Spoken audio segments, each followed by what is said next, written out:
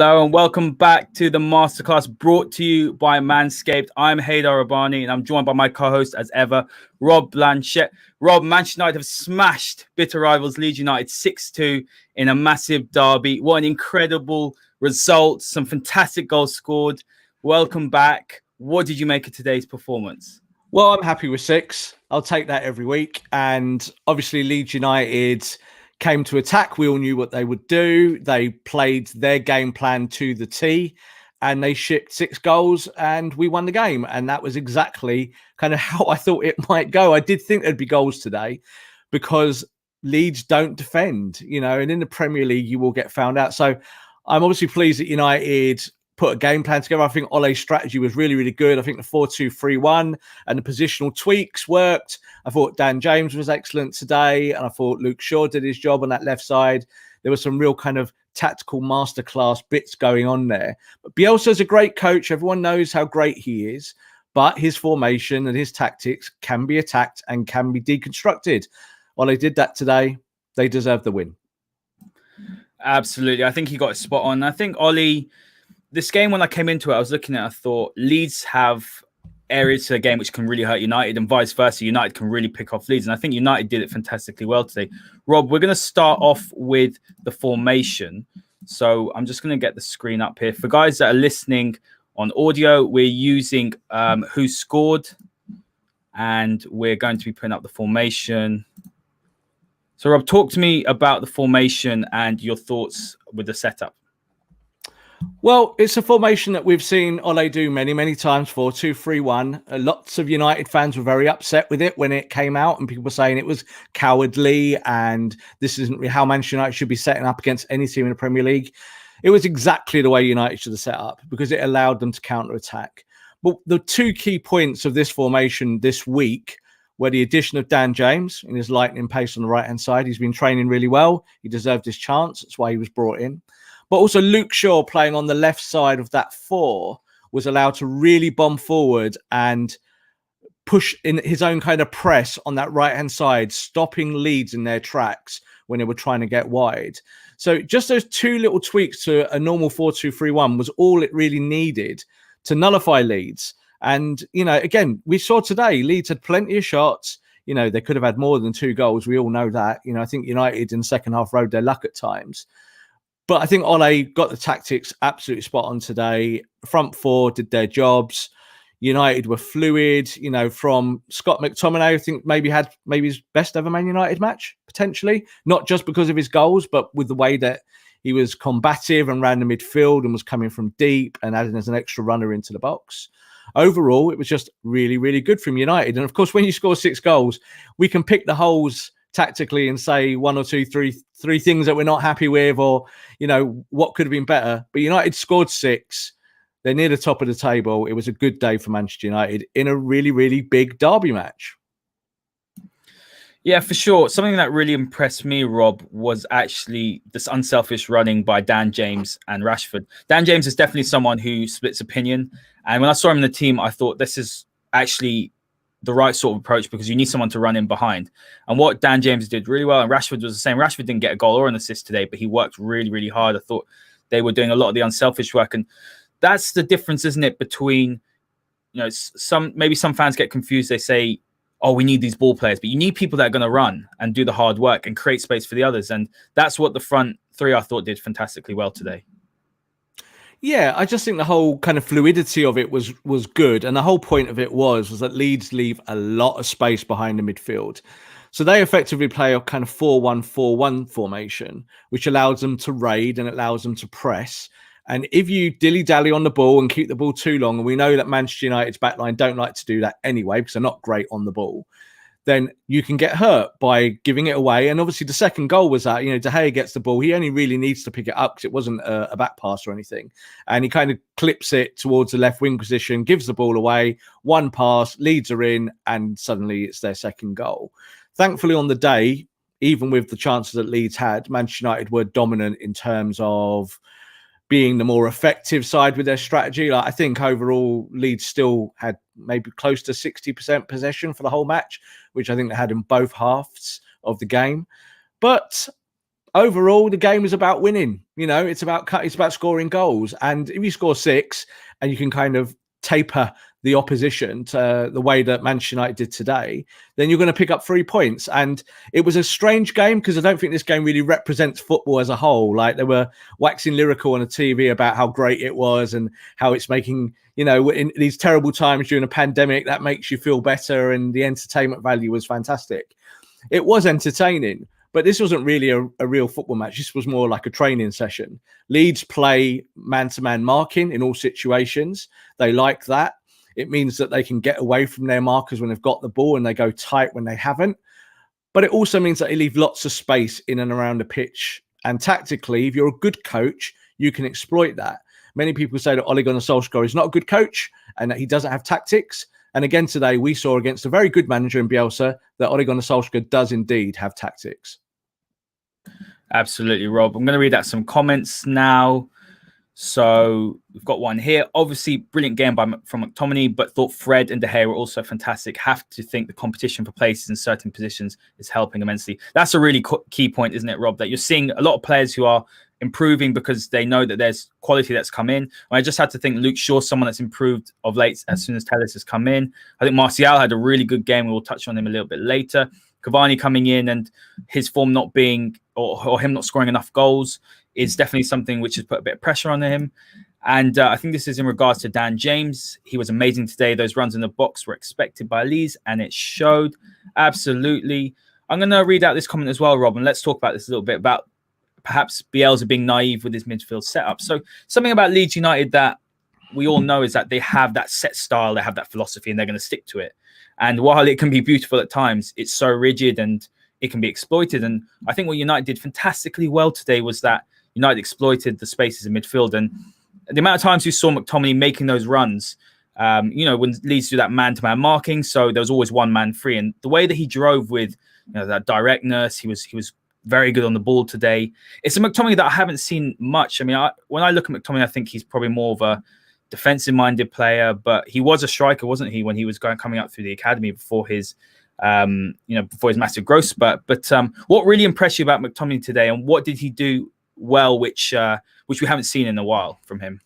I think what he did well today was that even though he was playing effectively in the double pivot, and we talk about the double pivot a lot, he had the license to get forward today. So with his 2 goals, obviously he was seriously motivated, getting on the front foot, getting into positions where he could actually put the ball in the back of the net, and he did really well in that. But more than that, it's about being able to be combative, but be a box-to-box player. Now, the comment there said, is Bielsa naive? One thing Bielsa isn't is naive. He's a well-schooled coach, been all around the world, one of the top coaches of his generation. Everyone knows about what he can do tactically. But what he does do is that he just doesn't care what the opponent does. And that's not normal in modern football. Pep does that. Pep doesn't really care. Klopp does that. I think Hasenhüttl tends to do that. But generally, coaches in the Premier League and all the way across Europe have systems to fight different opponents and different problems. So that's what Ole did today. Ole went to a system that he knows, but he tweaked it quite significantly by bringing in 2 players to do certain roles in there, and bringing in Dan James to be a runner.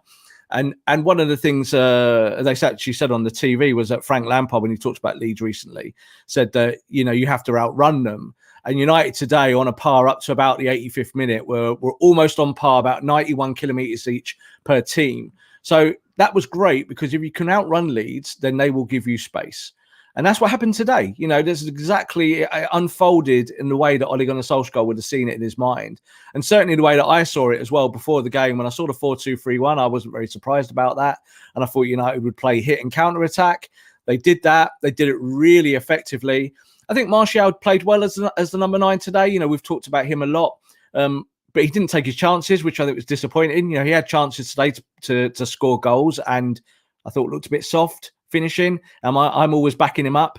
But when you score 6, it doesn't really matter if your number 9 doesn't get the goal that you want or the golden finish, because other players are actually doing it for you. It's about the attack as a whole. And the front 4 worked really well today, ticked over, and it looked dangerous for the whole 90 minutes. Yeah, absolutely. I want to talk about the intense start, Rob, because United have been very poor in that respect. 1 win in 6 at Old Trafford this season as well. There was a little bit of nervousness going into it, but United, finally that intensity came. We saw that we started explosively, 2 goals in 3 minutes, 2 fantastic goals as well. United exploiting Leeds' space that are leaving in the midfield. What was different today from United, do you think, in terms of the start? Because what we've seen a lot is that we start a little bit slower, but United were right at the races, and we can blow teams away. We've shown that we can come up against a side who will attack us, but we have the firepower to score 2 or 3 very early. But what I liked is that we didn't settle on 1 or 2 goals in the first half. We went for that, that 3 or 4 into half time. So what did you see differently from United in the start today? Well, Ole joked before the game that he was going to pop a balloon or something in the dressing room to wake the guys up and make sure that they went out there and did their jobs. You could see the difference in terms of that opening spell to say how United played all season long.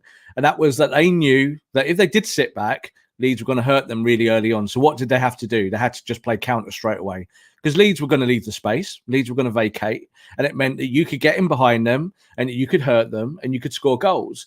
And it doesn't always work like that. Sometimes you have plenty of counter attacks. You don't actually put the ball in the net. So credit to United for actually scoring the goals and actually getting into a good position.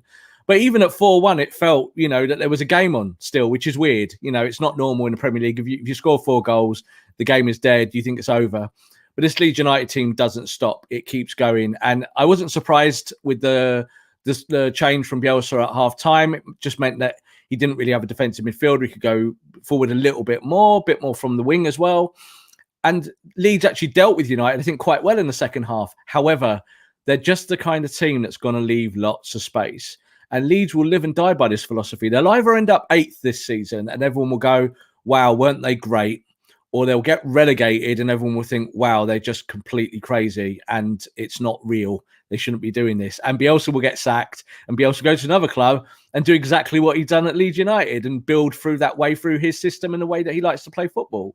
But overall from United, no, I just think as well that it's the kind of game where United could have ended up being rabbit in the headlights. It could have got to a point in the match where Leeds were just overawing them in certain positions. But the key for me, as I said, was also that Luke Shaw position of playing left back, but really effectively as a left wing back today. So he wasn't progressing on in terms of getting crosses into the box or anything like that. But he was playing so high up against his marker that it just killed all that opportunity to exploit the space behind him. And it meant that United could play with 3 across the back a little bit. They shuffled across. And that little tactical change, that little, nuance, as I always say every week, that allowed United to keep control of the match, even though Leeds had plenty of possession and plenty of chances to score goals. Yeah, that's a tweak that we've wanted to be seeing for a while, haven't we, Robert, fullback? Because we haven't quite got the balance right. If you look at when Tellez has played as well, we've wanted to see Tellez be a lot more progressive going forward, and we want to see more of that attacking instinct and quality, but it hasn't quite been right. So Oli did a fantastic job to get something to work with the fullbacks. Because for me, the fullbacks are still a little bit of an issue. I think going forward, perhaps they're not the strongest, but in defense, I think as well, there have been a few issues. But today I thought we were pretty comfortable. There's a fantastic stat here from one of the listeners, which I'm going to read out, which is, this was an absolute masterclass from Oli, in my opinion. He's just set a footballing clinic on how to beat this Leeds United team. A Bielsa team last conceded 6 in 1994 in the Argentine League, which is a lovely little stat. And thank you very much. It was Gerald who's given that stat. But I think maybe this is me being a little bit cynical. A lot of the media won't give United the credit they deserve, Rob, for this. A lot of the media, if this was a Frank Lampard side, they'd be saying, what an absolute masterclass. I feel like this United side is going under the radar a little bit. They're putting runs together. That's now 6 wins and 7 in the league. That's 7 unbeaten as well. We've won at home very convincingly. Slowly but surely, Ollie's getting things right. We're moving in the right direction. We're building momentum. It's great to see, isn't it? It is, but media credit doesn't pay the bills. Yeah, points do. Winning points, winning games week after week. One of the things I tweeted out at half time about how United needed to conclude the match was that he needed to put the foot on the ball, which they didn't really do in the end. Like the times they did try and do it, they did play with a bit more of a lower block. They did try and pass the ball sideways a little bit more. But good teams snuff these games out. So when you're 4-1 up at halftime, the game is effectively over. It doesn't matter what the opponent does in the second half. You're going to bore them to death, as I called it on Twitter. And that's really what football tactics when you're talking about how do you see games out when you're in a winning position in the chess match, as I always talk about. That's what you do. You just play a little bit more defensively. You take the pace out of the game. You take the threat out of the game. And yeah, you might go and score another goal, or you might win it 5-1 or whatever. The most important thing is winning it.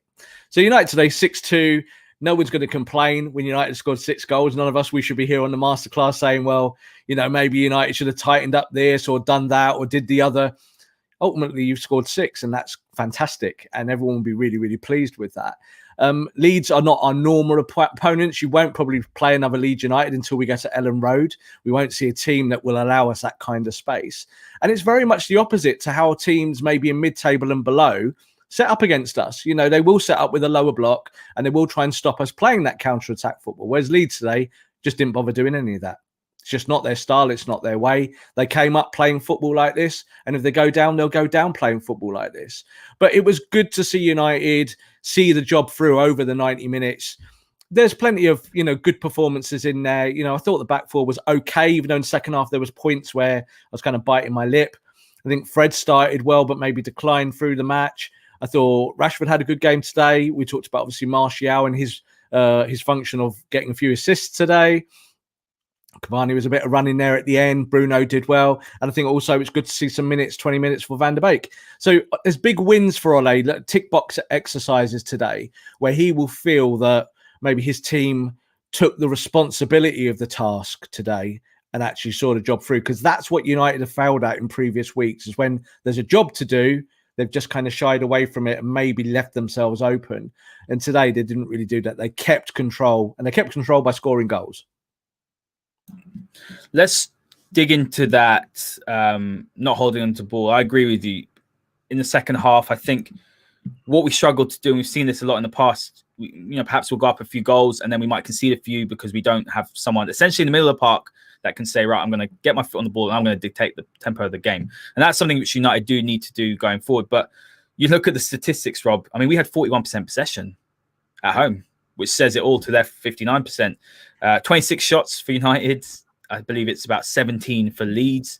So it's very much end-to-end. But going forward, how much confidence can this give us? Because we're now sitting in third in the table and we've got one game in hand going into Christmas, third, which is fantastic considering the start we had. But if United can't keep hold of the ball in these sort of games and close it out, then is that something negative going forward in the future? I think it's a general problem. So it's not really about today. Today you didn't really need to keep the ball en masse. You needed to be able to counter-attack, and United did that and scored goals.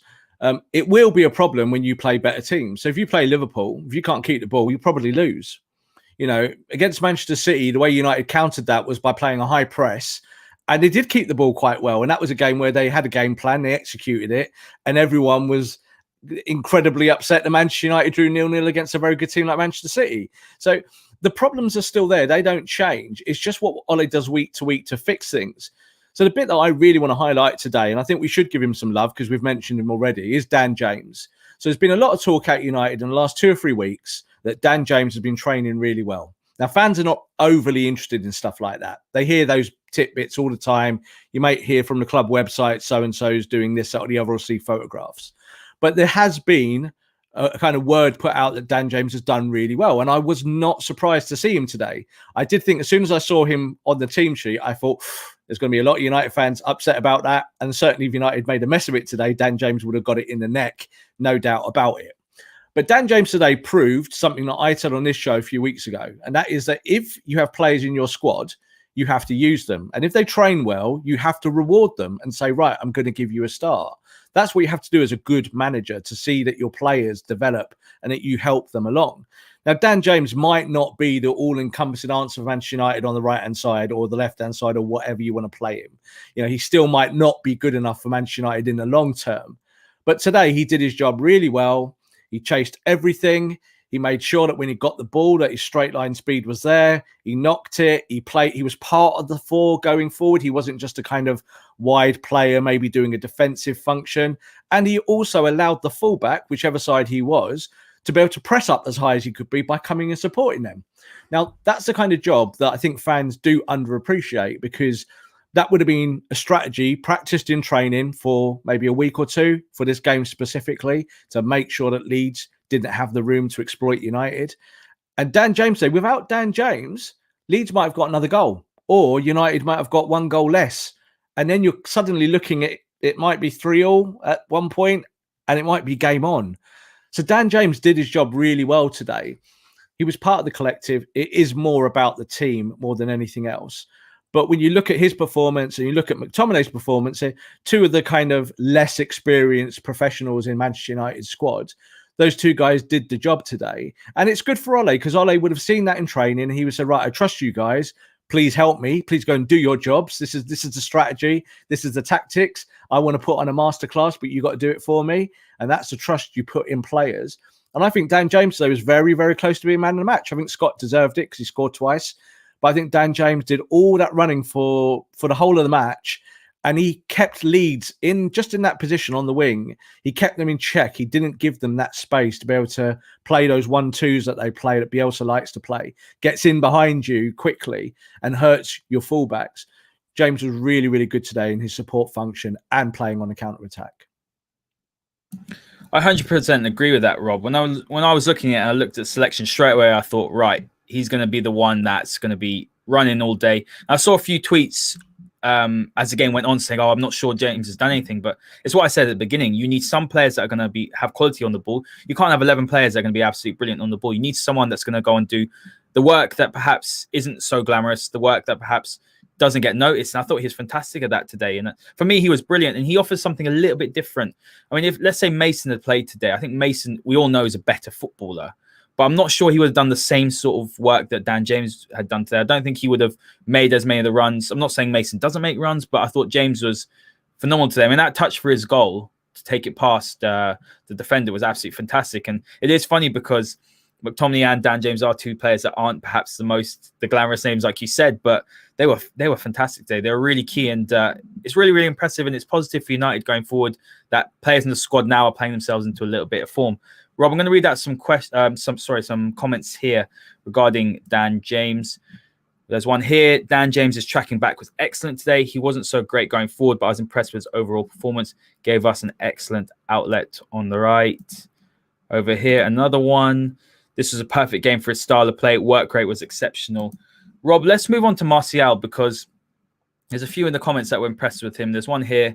He's giving Firmino vibes, which is an interesting comparison. He's doing everything right except scoring. That's worrying, but lots of credit for him for today's performance. Let's talk about his performance. So for me, I thought he was impressive, especially in that first half. I thought his link-up play was very good. I thought he was holding the ball up well, bringing others into the game, good movement. He had a lot of space as well, which helped. He was dropping deep and playing players who were making the runs going forward. But the little bit of the sort of nitpicking is there was two opportunities at least where he should be scoring. As a number 9 for Man United, you should be scoring them. And I mean, United could have been sitting here having won 10-2. Really, that's how many clear-cut chances they created, and it's crazy. I'm not being negative. I'm just trying to break down a few things which, if United can also improve, they can get better. But in terms of Martial, is there anything to worry you about his missed chances? Because this isn't the first time we're seeing that this season. No, I've said this week after week after week. I don't really mind players missing chances if they're there to get the chances first and foremost. So he was there. He was part of that attack today that scored 6 goals. He got assists. He was very much part of the function, the overall play. I do think that you can be slightly critical of him, of those opportunities that he did have where you want him to just slot them in the corners where there's big opportunities. You know, one of them he made, himself. He kind of cuts in on his right and you think, goal straight away.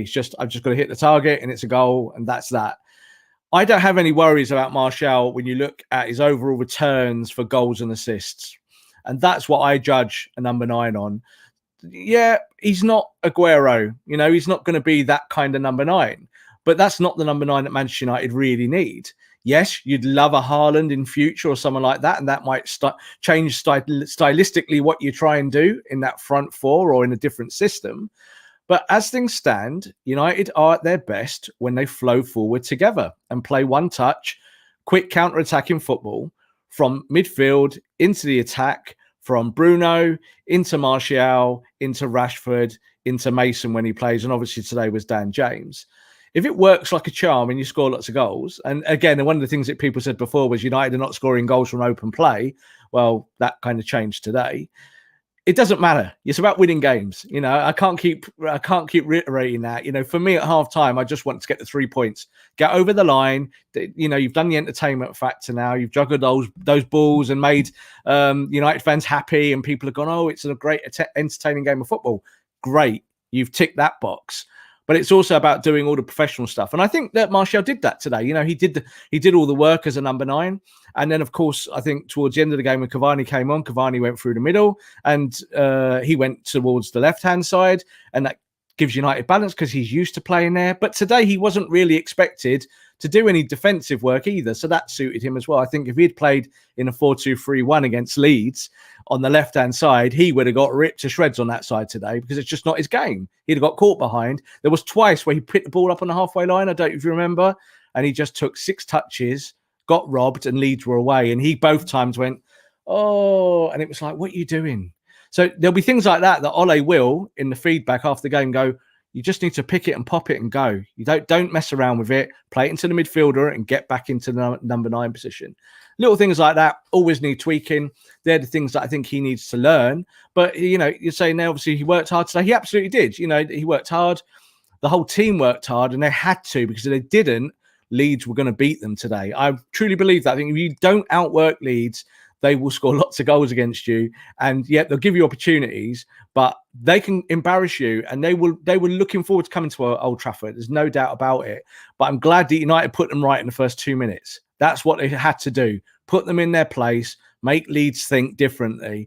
That changed Leeds' mindset a little bit. They still carried on, but it gave United control. And these games are always about exerting your control on the match. Absolutely. And something Frank Lampard actually said when Chelsea won 3-1 the other day against them is that you need to outwork them. If you outwork them, then you have enough quality. And that's the thing, that this Leeds side play absolutely, you know, they bust the gut every single time, but they don't really have that quality, do they, Rob? Which the top sides do have. So if you can outwork them or at least match them today, United show their quality. I felt like they just had several more gears that they could have gone. But there's a lot of questions here, Rob. I'm going to talk about the goals conceded because I think it's important we touch on them. So we had the first one, which was an interesting one. I mean, you know, United are conceding a lot of corners at the moment, and there's a lot of talk about whether the problem is zonal marking, which I don't believe is the problem. I don't think zonal marking is the issue.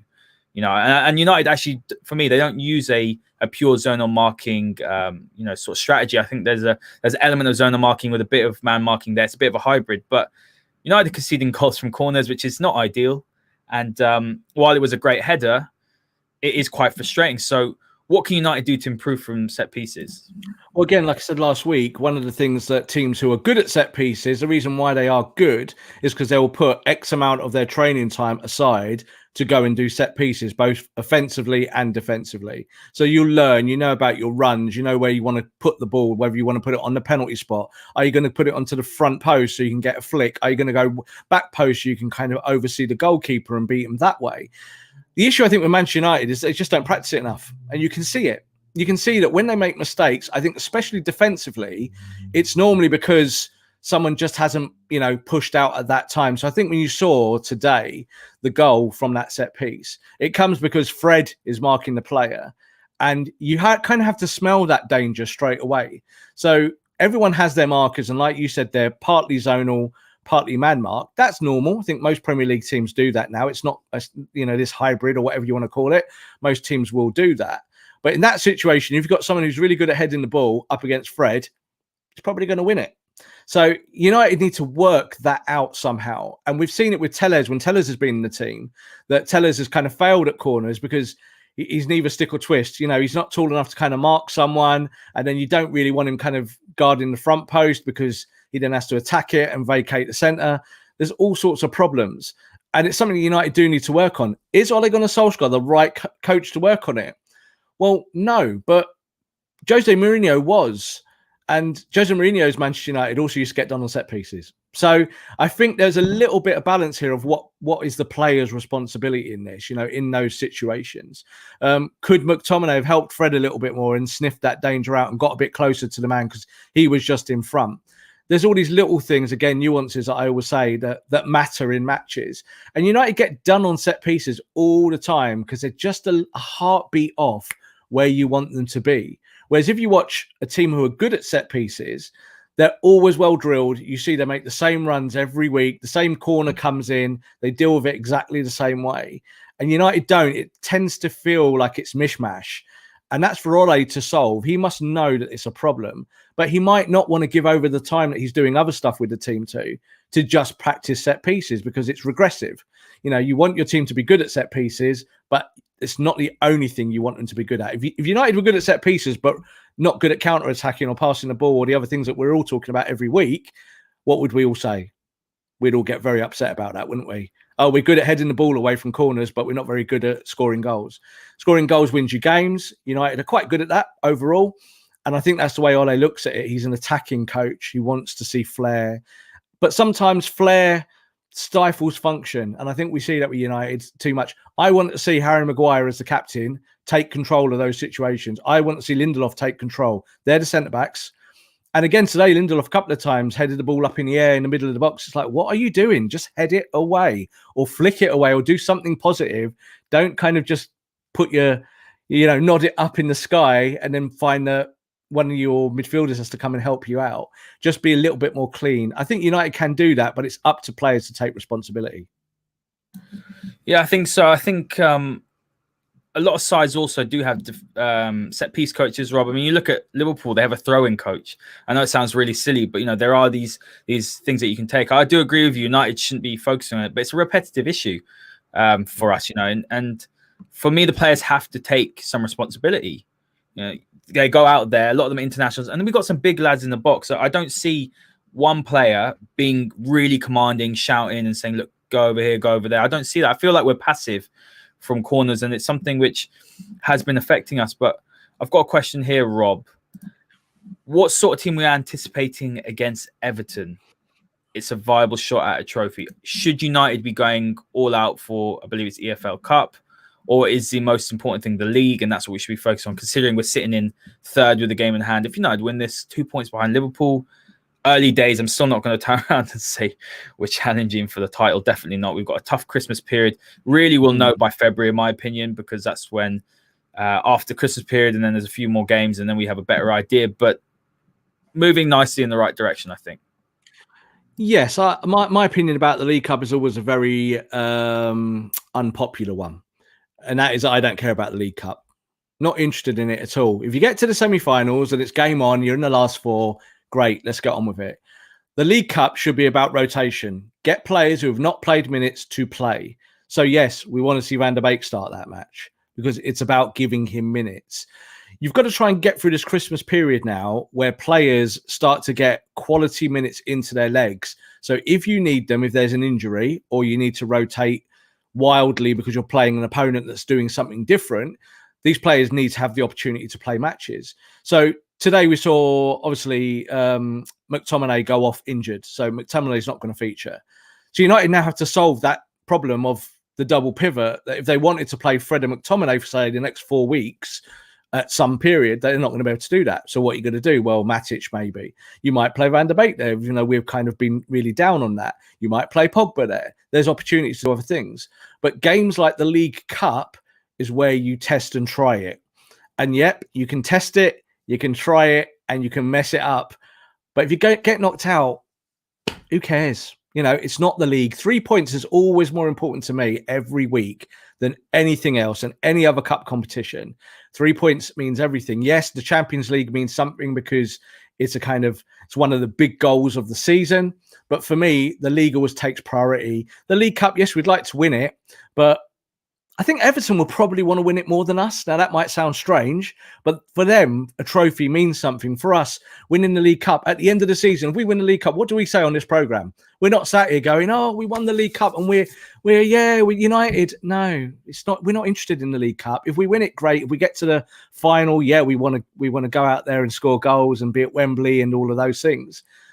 But it's not really what we should be focusing on. And the Everton game is just that chance to play players, maybe younger players, Tuanzebe, Mengi, maybe. Are we going to put a load of kids in, maybe 7 or 8 changes, and protect the squad so they're ready for the next task in the Premier League? That's how I see it going, and I think that's what Ole will do. See, there's a comment here. A trophy does make your CV look good. Arteta knows it. Yeah, but what do you mean to Arteta? Right? That's a good point. Yeah, sorry to jump in there, Haider. That's a really good point. Yeah, how many games have Arsenal just lost in the league? 7, is it? 7 out of 8, I think it is. Yeah. So 7 out of 8 or something around those figures. What does that trophy that they won mean to them now? Nothing. And it looks good for your CV, but CVs don't mean anything either. It's not about CVs. Like if you've got 10 Champions League trophies on your CV, then that's fantastic. It's cool to disagree, no problem at all. But it depends what the trophy is. And at Manchester United, there's 2 trophies that we're really interested in every season. That's a European trophy, preferably the Champions League, and the Premier League. So when you look at even the FA Cup, historical trophy, something that we've loved winning over the years, an important trophy to Manchester United in terms of our overall history, but it doesn't float our boat. Winning an FA Cup is great, but look, Van Gaal won an FA Cup and got sacked the next day. It's not what the club are interested in, and it's not, I don't think, what fans are massively interested in. It gives you a bragging right on the day. You go and win a League Cup. You can tweet that you won the League Cup. Hooray. Does it get your football club any further to where you really want to be? Not for me. I think it's a good opportunity to rotate and get the youngsters in and blood them for the bigger tasks to come, because there are bigger competitions to go and win than the League Cup.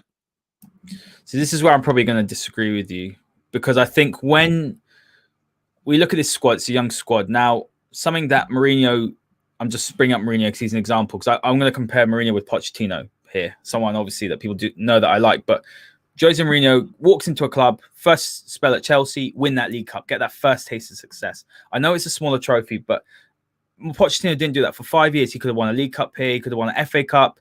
He disregarded it. And I think when you've got a project, let's say for 3, 4, 5 years, like Pochettino did, getting that first taste of silverware early helps the players to buy into it. And I think for me, it's really, really important. This is a squad that United have, apart from maybe the likes of Cavani's won a lot of trophies. Pogba's obviously won the World Cup, but not much with United. And obviously De Gea is the only one with Phil Jones who've won the title under Sir Alex. But there's not enough winners in the squad. And I know it's a small trophy, but that taste of success and getting that monkey off your back, getting that first trophy, because we lost 3 semi-finals last year. So for me, I'd be going all out for at least one of the trophies. Yeah. I think it's an excuse. I think if you win the League Cup and people go, "Oh, we won the League Cup, it's a trophy." No, so who cares? The players do not care about trophies like the League Cup. If you say to Pochettino, "Are you happy about, you didn't win the League Cup? Do you regret not winning the League Cup in any of those 5 seasons?" He's going to go, "What? That's not his job."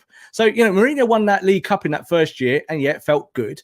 But what was most important was that Manchester United went on and won the Europa League. That was the trophy that mattered, because it put United in a position to be stronger the following season. So would you rather United went for the Europa League instead this season? Well, we've got no choice because we're in it now. The Europa League doesn't float my boat over the Champions League. But I look at it from my point of view as a fan, and then I also look at it maybe as a journalist who talks to players. And players, they'll say they want to win everything. Of course they do. But, are they really that bothered about the League Cup? When you talk to them, not really. They're not that fussed. It's a day out. I always say this.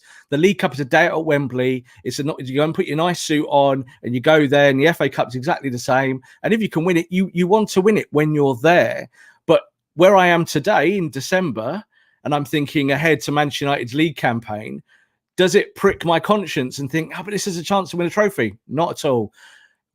Getting in that league, in that top echelon and challenging for the Premier League is all and everything for Manchester United. If we do not do that in the next 2 or 3 or 4 years, doesn't matter who the coach is, they'll get sacked. They can win the League Cup every year till then for 4 years and they'll still get sacked and fans will still not be happy. 2 trophies, Haydar. That's what we should be going for. They're the things that you gamble all the eggs on, you go straight in for it. And Manchester United need to be better in those competitions. Winning the League Cup only is like putting a band-aid on a plaster on a wound, going, oh, well, it makes me feel better for a day. And you kind of brag on Twitter to Arsenal fans that you've won a trophy like they did this season. It doesn't mean anything. You've just lost 6 out of 7 in the Premier League. You're in trouble. Your manager might get sacked. So we don't want to be that club. That's not who we are, So if we want to be that club, let's do it. Let's kind of cross swords with the Tottenhams and the Arsenals and say, yeah, we want to win a League Cup and shove it in your face. We don't care about that. We care about the Premier League. While Liverpool winning that big trophy, we need to chase that trophy. That's our priority. Catching Liverpool, catching Manchester City, and the rest can go to hell. It's about forming a football club that can compete at the very, very top. If we win the League Cup, I'm not going to throw it in the bin, but it's also not going to motivate me to get out of bed. Sorry. No, I do agree with that. Obviously, the Premier League's a priority, but for me, and it's hard, 80 games in a season, isn't it? Like we have to that all of these competitions add up at the end of the day. So if you do 70 games and you win the League Cup, and that's great, but that hurts you going up even 1 place in the Premier League. It might be the difference between coming 5th and 4th. Now, 4th, you don't get a trophy. But 4th does mean more in the modern game because it means you're in the Champions League the following year. It means you're where you want to be. So coming 4th, no one celebrates it. But United coming 3rd was an achievement because at one stage it looked like they'd come 7th or 8th. So they actually did well to kind of catch up on that. If they'd won the League Cup last year or the FA Cup, it's a day out. We would have gone, that was great, fantastic. No one would have been sat here now in retrospect saying, wasn't that a fantastic moment for Manchester United? It would have been forgotten already. Jesse Lingard won 2 FA Cups for Man United, didn't he, as a goal scorer? One FA Cup, 1 League Cup. Well, he scored in both games, didn't he, at Wembley? Yeah, he did, yeah. He remembers it. No one pats him on the back and says, thanks for those cups, Jesse. They don't. So this is the way it is in reality with the modern game, unfortunately. I think in the past, those cups meant more than they do now. But being in the Champions League, that has to be the first priority. Winning the Premier League, that's the big priority. 70 games a season, it's really difficult to navigate. Got a question here. A comment here, Rob, sort of talking about the squad depth. So we do have the squad for it, Rob. 5 changes in 2 consecutive games. Don't go all out for a win with Bruno, Rashford, Harry not getting a rest, but Donny and Pogba and Axel can come in and win it. That's a great point. Pogba didn't even come on. We didn't see Axel Tuanzebe. Van der Beek got 20 minutes. United do have the squad, though, don't they, to be able to play a strong side still against Everton midweek, and then for the weekend fixture, we can still play our stronger side. Why can't United decide to go for still go for the League Cup, but also the league's obviously priority because we are doing quite well and we've got good form and anything can happen really. But that's not the question, is it? The question was going back was, is it a priority? Is this what United should be going for? And the answer of that is no. United have got a deep enough squad now to rotate and have a decent team to play Everton. Do I want Paul Pogba to play in that game after the injuries that he's had? No. Will he play in that game? Probably. Yes.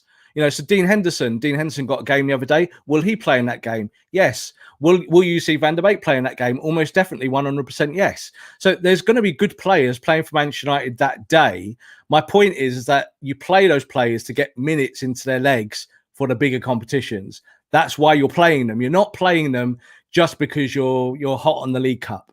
Yeah, you're not playing in the FA Cup when it comes around in January just because you're hot on the FA Cup. You're doing it because you must rotate to get fitness into your players who are not getting games in the Premier League, because you might need them in the Premier League very, very soon. If there's an injury, Scott McTominay gets injured, you then having to consider different formation, different tactics. And then Ole's having to put his little masterclass together slightly differently. And he's going, I've not played this player at all. And in the League Cup, I played my best team at Everton because I wanted to win. And then I got 3 injuries in that match. And now I can't win the next game in the Premier League because I'm bringing back Jesse Lingard into my starting 11 or something like that. That's the balancing act that all managers have to kind of find their way around. I think Everton will play a stronger team than United. But I also think United's team will be good enough to win the game. But I don't think Bruno Fernandes plays. I think Marcus maybe gets a night off. I think, deserved. Mason will probably start because he needs minutes. So these are not kind of difficult decisions because the fitness report will tell Ole who needs minutes and that will pick the team. Ole might want to see 1 or 2 players in certain different roles and positions, but that's the risk you take in the League Cup. by potentially losing the tie because you do little changes that are just experimental. And fans, again, want to see United win every match 10-0. We know this. And if United lost to Everton in the League Cup, it would be the worst thing in the world on Twitter and people would get very upset. But that's not how the football club operates. That's not the ultimate goal. Yet we can beat Everton with our second team. I looked at the bench today. Obviously, it was 9 on the bench today because of the new changes. I looked at the 9 and I thought, that 9's all right. Whereas 9 a year ago, we would have been going 4 of them. Not even a year ago, Rob. Yeah. Just back in the last season, in the Sevilla game, I looked at the bench and thought, what can Ole do to change it? And that was why it was important for United to go and buy 5 players in the off-season rather than 1 player in Jadon Sancho. So even though we all wanted Sancho, and I've repeated that before, it was important that there was some depth there. So what might we see? We might see Pellistri start against Everton. Would we all like that? I'm sure we would. Is it the right time to play him? Probably not. Is he ready? Because he's done well in the under-23s. But is he ready to play a team as good as Everton? Give him a chance. Put some minutes in his leg. Give him 60 minutes. Make him a starter. Let's see what he can do. He might surprise us. In the same way that Marcus did when Louis van Gaal did that for him. And he came in, I think he scored 4 games running or something like that, straight off from being a kid from the reserves. So I'm all for that. I like to see changes that are a bit more experimental, but it's more about getting the fitness ready, getting these lads ready if we do need them in the weeks ahead. Christmas is punishing, yeah? Worst time of year. You've got to rotate when you don't want to rotate. And you need players ready. And with no preseason, it does complicate it again. Further down the line, we need to get these minutes in people's legs. Absolutely. And there's a great comment here. It's so different seeing Donny van der Beek and Cavani coming off the bench compared to Lingard, Pereira, and even Igalo, who will be often during Christmas. Rob, got a question over here aimed at both of us. Obviously, we don't want to get too carried away. Consistency is important. We're not going to turn around here, Rob, and say, oh, yeah, United are going to win the league. There's so much football to play. But something that I was thinking about the other day is that in the past, and this for me was kind of a light bulb moment. Over the last 7 years, we've always been like, well, I have, me personally. I know you don't really think like this, but myself personally, I was saying, oh, God, we're going to have to see. Let's hope someone else stops Liverpool winning the league. But United need to take this into their own hands. We need to stop being a side that goes, oh, we hope that Leicester are going to do it. No, we need to do it. So for me, I agree with this comment here saying, is this United's best chance to win the title since Ole? Look, there's so much football to play, but United have got more depth in their squad. They can blow teams away. Defensively, there's still a few issues, but Ole's starting to get some momentum now. Why shouldn't it be United's best opportunity to win the title, or at least challenge? Because for me, I think we're probably about a year too early to be challenging or talking about challenging. But with the way that the season's gone, with COVID and with the condensed season and the condensed scheduling, anything can happen really this season. Anything can happen, and anything will happen this season. Teams are going to lose matches that people don't expect them to lose. This is absolutely United's best chance of winning the league since Fergie left. No doubt about it. Does that mean that Manchester United are title contenders? For me, absolutely not. They're not good enough. They're not good enough in defence. They don't pass the ball well enough. They don't keep possession well enough. Some teams will exploit that. Other teams will allow United to play their game and play on the counter-attack. And United will go out some weeks and stuff sides 4-5, 6-0 and look like world beaters. But, I think the litmus test for me was those 2 Champions League games, because that's where you prove that you can bore your way to a result. Yeah. And I know I'm high on this. Everyone goes, oh, why are you bothered about being boring? And it's like, well, I would like to win 6-0 every week, but discipline. You have to, first of all, be able to do the basics. Yeah. If you can't pass a ball in football, then what are you doing? It's you're in the wrong sport, surely. So United do struggle with those parts of the game, and they do need to improve. And if United become the kind of team that hemorrhage possession in the way that have in, say, the last 6 months, then I don't see Ole staying in the job very long. However, if Ole fixes that, and it is fixable, you go on a training ground, you get the balls on the ground, you do drills, you work with it, you see he's doing it well, you take one person to one side, you work with them on one-to-ones, you do all of that stuff. That's how you coach a team into becoming a better unit. So I do believe that Ole can do that. I have faith that he is a coach who has certain acumen, that he can do these things that people say he can't do them. But the proof is in the pudding. So it's up to United to be able to prove that they can keep the ball. If you can keep the ball and do what Liverpool do, and you can keep the ball and do what City do, then you can become title challengers. And it might be the season. Like, look at Liverpool. They won 7-1 yesterday. Yeah, was it 7-0? 7-0, wasn't it? Yeah, I watched that game from beginning to finish. Liverpool weren't very good. They were okay. No, they could have been 2 or 3 down. They were. Palace were terrible in front of goal. They are really. at their optimum of what they can be, meaning that they can play average and score 7. That's what United used to be years ago. United could have a game where they didn't play that well. Remember when we beat talking of Arsenal again, sorry to bring them up, but we beat them 8-2, with Cleverley and Anderson in midfield. That was a bad United team. It wasn't particularly great. We beat them 8-2. So, United were at the ceiling there of where a kind of team who can put an average performance out can just score lots of goals.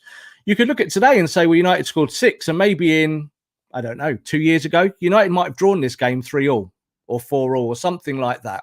It's hypothetical, but there is some kind of method to the madness. And I do think United is just fixing those things, the real basics. But, can you fix the centre-backs being slowed? And then no, you can't. So you have to go and buy someone who's quicker, or say to Tuanzebe, it's time to start playing. Tuanzebe doesn't play against Everton, and that's a sign of something, isn't it? It means the manager doesn't trust him or something like that if he's fit.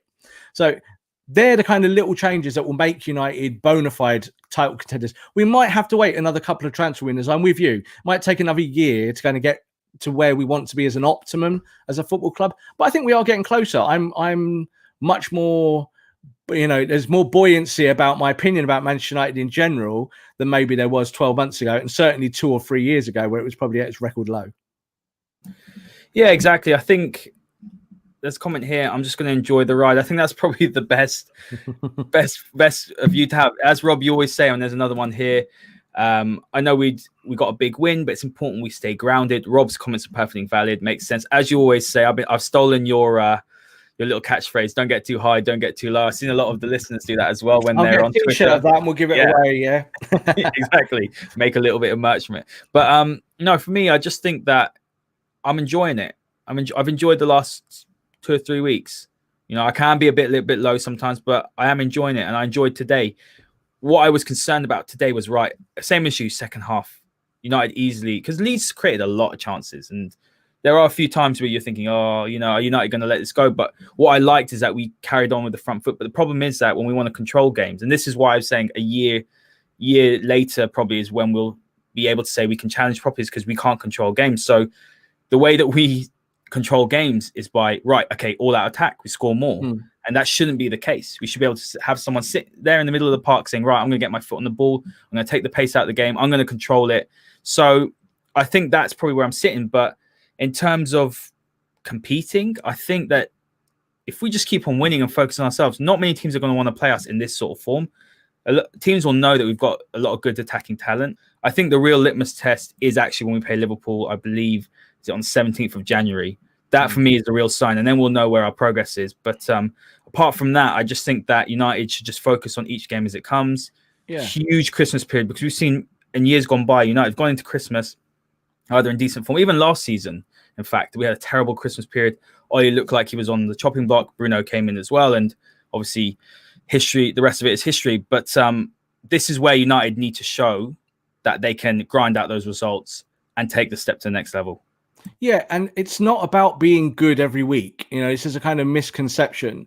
It's about being consistent and knowing that you can kind of win games by doing the minimum, and the minimum generally is keeping the ball, closing down certain parts of the game, and then just exploiting the bits that you do well. Now, some people might say that's very Mourinho-esque, but that's not what I'm talking about. It's not about having a stylistic function that maybe makes you boring but lets you win 1-0 every week, because eventually you come a cropper. It's about having balance. So I think with Manchester United, we talked about litmus tests there, and we talked about PSG, and we talked about Leipzig and Liverpool to come. But for me, what we saw against Manchester City proved that this Manchester United team can get a game plan, can consume it, can chew it up and spit it out and do it. And that's not something we've seen over 2 or 3 or 4 years, even during, good campaigns. So talking about winning the Europa League under Jose, great achievement. Everyone's dead happy. We've won the Europa League. It's a trophy we hadn't won before. But does it take your team forward? Well, the following year, United came second in the league. So it kind of helped United re-establish some consistency there. But it didn't allow them to take the stylistic step that we expect at Manchester United, which is winning games and scoring goals. So today, yeah, United conceded a couple of goals and scored 6. That's all right. You can accept that. That's okay on a kind of singular week basis of saying, right, how do we go and navigate this game to win a match? But there's going to be plenty of games in the season where you're at Burnley and Burnley just squash you and they don't let you do anything. They don't let you counter. And they're saying, right, we'll take 0-0, but we're going to maybe get you at a corner because we know you're rubbish at corners and we're going to do you. And United have to be ready for that challenge as well. So they have to be practiced and ready that Maguire has to run that line and make sure that his centre-backs, him and the centre-back together, whoever he's playing with, and both full-backs are tight and tucking in and looking after De Gea or Henderson or whoever's playing in goal. Those things we haven't seen. That's the next step for United. If we play Liverpool, we draw 0-0 with them and it's the worst game on earth, I'm fine with it. It doesn't have to be. It doesn't have to be, please entertain Rob this week. That's why I always look at it. It's not a personal thing. A football match isn't a personal thing to a fan. You've got to look at it and say, right, as a sport, what does my team have to do this week to keep going, to keep surviving, to keep progressing? If you get a 0-0 draw at Liverpool, at Anfield, or even, 2 results against them and take 2 points off them in the season, that's good. That's progress, especially for this Manchester United team. And then eventually you can catch them. Like we said at the start of the show, that's the ultimate goal, is that Manchester United take the challenge, take the baton and run forward and get closer to these 2 football clubs that have gone ahead of us simply because of Manchester United's inept way of running their own recruitment, which is down to the Glazers and to Ed Woodward. Yeah, and we could talk about that forever, Rob. We spent all summer, didn't we? We did multiple podcasts. Guys, check that out if you want to see our views on the Glazers. Rob gave some fantastic insights. So that was about August, September time. So, yeah, definitely check that out. Rob, final word. We're going into Christmas. Positive. We're in 3rd place with a game in hand. It's so funny how quickly the table can change. Tottenham have lost 2 in a row, and they're now dropped to about 6th or 7th. We're ahead of them now, and people are talking about Tottenham being title challengers. And you're having a look at Chelsea, who are title challengers, supposedly, and they've lost a couple of games. So, positive going into Christmas. I'm really happy with what we saw today. I'm happy to see the likes of Dan James and McTominay put in fantastic performances. I'm really pleased, especially for Dan James, because he's someone who's copped a lot of criticism and a lot of it's been unfair. Constructive is fine, but he's had a lot of abuse. But what are your final words, and what is your view sort of going on throughout the Christmas period? I'll reiterate what I said a few weeks ago about the league table. Don't bother looking at it. Doesn't mean anything. The league table is not a really good indicator of form. It will show short-term bursts. So if you get a team that wins 2 or 3 or 4 on the bounce, suddenly you've gone from 12th and you're in the Champions League. What does that mean? Nothing. That's the truth. It doesn't mean anything. It's about trying to have a continuation of your form over weeks and weeks and weeks and weeks and weeks. And I always say that Christmas really does sorts out the kind of men from the boys. Yeah, it's who is really serious about being in that top 4. So as you just said today, we saw Tottenham Hotspur, who are a very good team this year, lose at home against Leicester, who are also a good team. And people wouldn't have predicted that before the game. Harry Kane, my fantasy league captain, you're out my team, Harry. Sorry, that's that now. We're finished. I need to talk to you later on. I'm going to whisper, but I also had Mo Salah. So yeah, I heard about that. I don't want to hear that either. So that's okay. So turn your mic off. That's fine. But what I say is that week to week to week, you're going to get performances that kind of fluctuate. So United scored 6 this week. It doesn't mean that United are going to score 6 every week, obviously, but it does mean that United are going in the right direction. So Liverpool top of the table, and that's where they want to be. They're, as a football club, that's the 3rd season in a row that they've been top at Christmas. And that's another tick box ticked. But, you could talk about the other teams around us. I think all you can try and do is think about yourself. What is Manchester United doing as a football club, as a team on the pitch? Are these players playing for their manager? Tick. I think they are, yes. Has this team improved over a year period? Tick, yes. Do they still make mistakes? Yes, obviously they still do. Are Manchester United more of a threat to the Premier League title today than they have been over many, many years of talking about title challenges that never came about? I think so, yes. So there are positives. And I think United have to buy into this, United fans, because the players are still not there for me. They're not the players that are going to win a league title. But you might find that 7 or 8 of this squad are the core of a title-winning team. More the defense, I would say, Rob. You know, some of the attacking talent's brilliant, but I think the defense is quite clear that that centre back pairing isn't going to win you a title. Yeah, possibly right back, but and defensive midfielder as well. But you know, you're looking at some of the forward players; they're still very young. Martial, Rashford, Greenwood is a very young front three. Van der Beek's 23 as well. I didn't realize how young he was. I mean, I'm older than him. I'm feeling a little bit old, but you know, there's some really good young talent. So they're not anywhere near hitting their prime yet. Of course, they're nowhere near the prime, and people have to understand that, because I think this is where people get upset about things, thinking that they're the finished article and that they should be just winning every week. Of course, you expect victories, but at the same time, you know, you've got to be patient with young kids, or kids who players who are in their early 20s who might seem like they're developed, but actually are just not at the moment. Long term, I think United are going to turn into this. It's going to be the post Paul Pogba era. When Paul Pogba leaves, at whatever point that is, whether it be January, next summer, or he signs a new contract and it's another 2 or 3 years, it's what does Manchester United do after Paul Pogba? And a lot of the planning is around that, because as we're talking about, we haven't got a ball player. So you have to go and buy a ball player, whether that be this January, next summer, or whenever. And that's when I think United will either become the team that kicks on and becomes a genuine title challenger every year. And then we're looking at the League Cup again as that trophy that it should be, and going, we don't care about the League Cup because we win the title every year. But if we win the League Cup, we're happy with that. But that's how Man City are. They win the League Cup and then they chuck it in the bin and finish it, and they're not interested. It's because they can rotate their team. That's why they use the League Cup for that. So that's where I'd like to see United be. Are we in a positive place? Absolutely. I think we are. But as we all know, you lose one game or lose 2 games. Christmas is a funny time because you can lose 2 or 3 games very, very quickly. I'm happier being in Manchester United's position than I would be, say, Arsenal's position. They keep coming up this week for some reason, because that is a problem. When you've lost 6 or 7, that is a real slump in form, where you've then got to try and find the players to kind of get you out of that when they're maybe as low as they could be. But United's players should be happy. You know, I think the chemistry is there. And it just feels good. You know, I look at the team, I don't feel that there's any needle or anything like that. So, you know, it should be a good Christmas period. I agree. Guys, have a lovely Christmas. Thank you so much for all your support. Myself and Rob, we're absolutely blown away, aren't we, Rob? The support has been incredible from every single corner of the world. We've had some fantastic comments. Guys, thank you so much for joining us today. Rob, have you got any last words to say? No, just Merry Christmas to everyone and have a safe one out there. Obviously, with new guidelines in the UK, everyone's had their plans scuppered, but we'll get past all of that and we'll be in a new year soon. And hopefully United can keep us smiling. You know, there's been some good performances. And I think for Ole, he deserves a chance now. Let's just see what happens to the end of the season. Do we get Pochettino? Do we not get Pochettino? Let's leave that to Santa Claus. We're both in tier 4, aren't we, Rob? So yeah, a bit of tier more 3. I'm in tier 3, but tier 3. You know, I just imagine it's tier 4. That's how I live my life. It yeah, that's like tier 4, doesn't it? Absolutely.